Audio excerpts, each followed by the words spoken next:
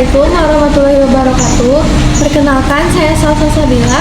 Perkenalkan, saya Cika Asyifa Putri. Perkenalkan, saya Uji Nita Yuliani. Perkenalkan, saya Genis Ening Tias. Hari ini kami akan membahas topik yang sangat penting yang sering menjadi pertanyaan banyak pasangan, yaitu Kehamilan dan masalah infertilitas atau mandul. dan hari ini kami akan mewawancarai seorang narasumber, Yaitu seorang bidan yang sudah berpengalaman dalam menangani berbagai hal mengenai kehamilan. Sebelum wawancara, pada hari sebelumnya, kami menanyakan kepada narasumber terkait untuk melakukan agenda wawancara. Setelah itu, kami berdiskusi untuk menentukan pertanyaan yang akan diajukan. Kemudian, kirimkan pertanyaan yang akan diajukan kepada narasumber dan tanyakan waktu pertemuan. Selamat malam Bu, perkenalkan kami siswi SMP 2 dari Lumpur ingin wawancara Ibu dengan tema kehamilan dan kemageran. Ya, boleh. Sebelumnya kalau boleh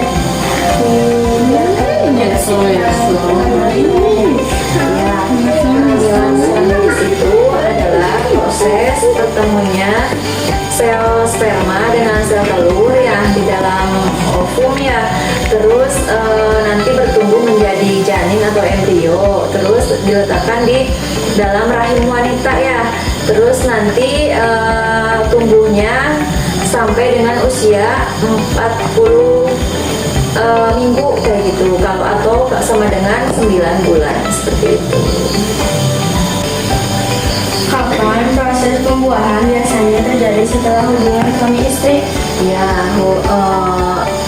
bisa terjadi beberapa jam setelah hubungan seksual ya. Karena sel sperma itu bisa bertahan dalam ovum itu selama beberapa hari seperti itu ya. Ada lagi yang menanyakan, Mengapa tidak semua pembuahan bisa berhasil menjadi kehamilan? ya karena tergantung dalam tingkat kesuburan. Misalnya pas lagi si ibunya atau si wanitanya itu lagi tidak subur atau lagi tidak dalam masa subur seperti itu, sehingga tidak akan mungkin terjadi pembuahan, atau si spermanya itu tidak berfungsi dengan baik, misalnya karena suaminya itu kelelahan seperti itu, atau dari pihak laki-lakinya itu suka mengkonsumsi misalnya rokok dan lainnya dan gitu ya, jadi menyebabkan tingkat kesuburan atau spermanya itu kurang bagus kayak gitu, jadi sehingga tidak bisa mungkin untuk membuahi. Lalu apa yang menyebabkan sebenarnya banyak ya yang menyebabkan pasangan itu infertilitas atau sulit hamil. Itu disebabkan contohnya misal faktor utama itu adalah faktor genetik atau keturunan ya. Terus tingkat kesehatan antara suami dan istri, antaranya mungkin ada yang pola hidupnya tidak sehat, itu menyebabkan kecenderungan untuk sangat minim terjadinya ovulasi seperti itu, atau terjadinya tingkat kesuburan yang luar biasa yang sehingga menyebabkan sangat minim untuk kehamilan seperti itu. Jadi misalnya kayak yang tadi saya bilang, misalnya suaminya itu perokok berat, misalnya contoh yang ringan-ringan aja ya seperti itu, atau yang suka minum alkohol seperti itu. Dan mungkin kan di era yang sekarang ya, ibu-ibu juga kan kebanyakan ada yang suka dengan rokok seperti itu ya. Jadi walaupun ada peringatannya di dalam rokok seperti itu, nah itu wajib dihindari. Terus mungkin bisa juga kurang aktivitas atau kurang olahraga sehingga tubuhnya tidak sehat, walaupun kelihatan badannya bagus seperti itu. Jadi tidak akan terlihat ya dari postur tubuh seperti itu ya. Jadi tingkat kesuburan seseorang itu dipengaruhi dalam misalnya dengan pola gizi seimbang, terus atur pola stres gitu. Jadi jangan sampai terjadi itu dirinya stres berat atau suaminya atau kelelahan dan itu bisa mempengaruhi seperti itu. Yang bisa diwaspadai sebagai Ya, kalau untuk wanita atau untuk laki-laki? Iya, untuk wanita ya banyak, mungkin sebagian yang akan saya katakan ini yang sederhana ya. Ya, biasanya mulai dari mudanya juga akan kelihatan, misalnya berat badannya kurang dari atau tidak sesuai dengan yang usianya kayak gitu. Terus misalnya headnya tidak teratur seperti itu, atau kadang head kadang enggak, atau kalau misalnya pas lagi head itu kesakitan luar biasa, itu akan menjadikan sulit untuk arah situ seperti itu.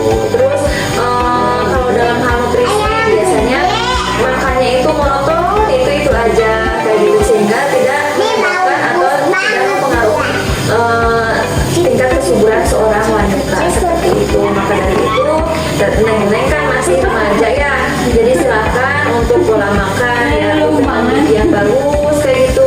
Misalnya kalau misalnya ada keluhan tentang misalnya head, terus otomatis semuanya ini udah pada head ya, jadi silakan kalau misalnya ada keluhan konsultan aja ke tingkat kesehatan atau ke fasilitas kesehatan yang terdekat, atau misalnya kalau malu komunikasikan sama ibu Neng semua ya.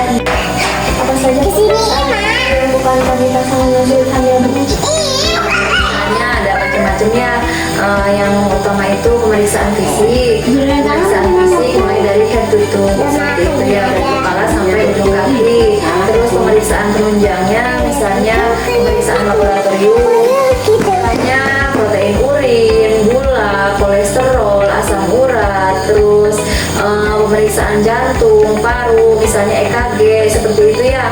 Terus bisa juga dalam pemeriksaan yang dalam ya, misalnya USG transvaginal seperti itu. Terus juga yang faktor yang pendukung lagi, misalnya cek tokso seperti itu ya. Jadi kalau misalnya udah setahun menikah belum juga hamil, jadi silakan untuk cek tokso seperti itu. Jadi atau IgM-nya itu bagus apa enggak, positif atau negatif seperti itu. Untuk pasangan yang sudah divonis mandul, apakah masih ada harapan, Bu? Masih ada harapan ya. Jadi kalau misalnya udah divonis mandul seperti itu ya, insya Allah dengan ikhtiar, misalnya kan sekarang itu zamannya modern ya, mungkin Neng juga udah pernah tahu di media sosial atau di televisi ya, misalnya ada bayi tabung di program seperti itu ya, atau program kehamilan misalnya treadmill seperti itu ya, untuk kehamilan misalnya olahraga rutin yang dilakukan untuk meningkatkan kebugaran tubuh, baik itu perempuannya atau laki-lakinya kayak gitu ya. Jadi untuk mendukung gimana pola hidup yang sehat seperti itu, agar terjadi tingkat kesuburan yang luar biasa untuk ibunya dan untuk bapaknya, calon bapak maksudnya ya, seperti itu. Terus bisa juga dengan yang mungkin ada satu-satunya jalan yang terakhir ya, untuk biar mempunyai keturunan, ini mungkin yang sangat-sangat yang terakhir jalan satu-satunya kayak gitu ya, misalnya seperti mengadopsi kayak gitu, paling seperti itu. Tapi insya Allah kalau misalnya ada keinginan yang luar biasa dari kedua diantaranya ya, intinya suami istri itu, insya Allah kalau misalnya bersemangat pasti ada jalan atau ada solusi seperti itu. Kalau bayi kelainan dan kondisi kelainan itu paling seringnya karena faktor apa, Bu?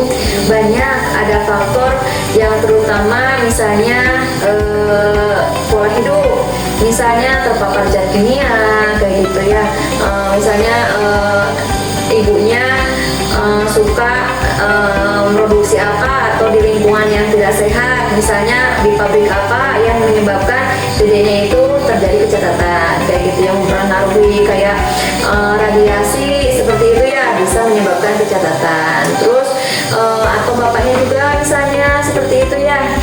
Jadi banyak faktor yang mempengaruhi. Terus ibunya pada saat muda atau misalnya pas saat remajanya atau pas sebelum atau pasca hamil itu kurang mengkonsumsi asam folat seperti itu ya, terutama yang wajib dikonsumsi asam folat itu untuk mencegah kecacatan pada saat udah dinyatakan hamil pada trimester pertama. Kalau trimester pertama itu biar ada tahu ya, pada saat kehamilan 0 bulan sampai dengan atau berapa 0 minggu ya, atau 1 minggu sampai dengan 12 minggu atau 3 bulan ya, seperti itu. Jadi wajib mengkonsumsi asam folat agar tidak terjadi kecacatan seperti itu. Banyak hal, banyak faktor, misalnya kayak tadi mengkonsumsi hal-hal yang tidak harusnya seperti itu ya. Atau lingkungan, dampak lingkungan juga bisa kayak gitu. Makanya kalau misalnya itu harus benar-benar di lingkungan yang ramah untuk kesehatan seperti itu. Banyak mitos tentang kehamilan yang berada di masyarakat. Misalnya, ibu hamil tidak boleh makan nanas atau minum es. Bagaimana tanggapan ibu? Oh iya emang ini harus diluruskan ya.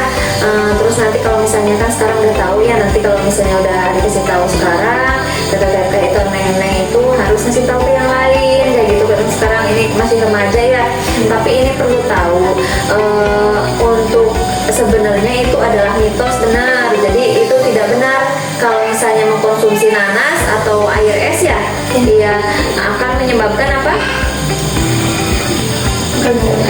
Iya, keguguran atau yang lainnya ya, nggak boleh seperti itu. Itu boleh asal sesuai dengan aturan, jangan kebanyakan ya, karena tidak ada dalam teorinya itu nanas bisa menyebabkan keguguran seperti itu.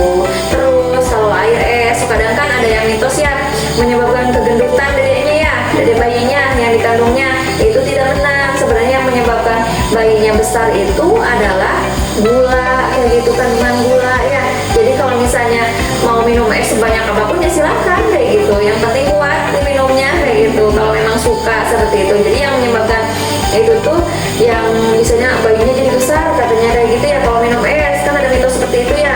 Itu tidak benar. Yang benar itu adalah kalau misalnya mengkonsumsi gula yang terlalu berlebihan. Kalau misalnya cuma sedikit atau sesuai dengan takaran nggak apa-apa kayak gitu, karena kan tubuh juga butuh dengan gula, terus butuh dengan buah-buahan seperti nanas misalnya, seperti itu. Yang penting nanasnya itu manis atau matang kayak gitu ya. Terima kasih Bu atas informasi yang sangat bermanfaat. Sebagai penutup, apakah ada pesan dan kesan untuk para pasangan di luar sana yang sedang berjuang untuk mendapatkan momongan? Iya, kalau pesannya untuk yang pingin punya anak, misalnya baru menikah kayak gitu, ingin langsung punya anak ya, berarti harus pola hidup yang sehat, terus atur pola stres, terus olahraga yang rutin seperti itu. Terus apa yang dikonsumsi adalah makanan-makanan yang berkualitas, misalnya dengan apa, gizi seimbang, terus misalnya makan buah-buahan yang bagus untuk dikonsumsi, terus yang bermanfaat untuk tubuh seperti itu ya. Karena mungkin untuk biar cepat mempunyai keturunan itu wajib juga untuk konsultasi seperti itu. Jadi jangan sungkan kalau misalnya itu sharing sama teman-temannya yang udah berhasil seperti itu ya. Jadi yang intinya itu kalau misalnya mau cepat punya keturunan, di samping itu ada doa ya. Nah iya, jadi di samping ada yang fisiknya, tapi harus juga ada rohaninya seperti itu ya. Jadi kita berdoa sambil berusaha dan ikhtiar seperti itu. Baik Bu, terima kasih.